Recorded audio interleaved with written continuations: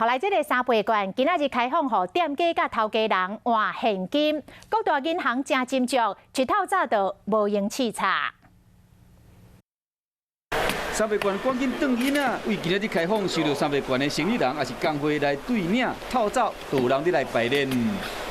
不会啊，不会，只是盖章。我其实没有实际去算过，对，可是还蛮多的。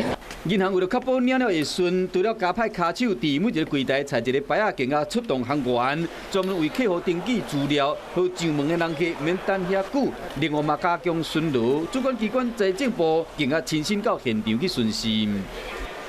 早上去了几家分行哈，目前的状况都正常。如果是维权的状况，我们是比照微钞的方式来处理啊，所以这一部分也没有问题。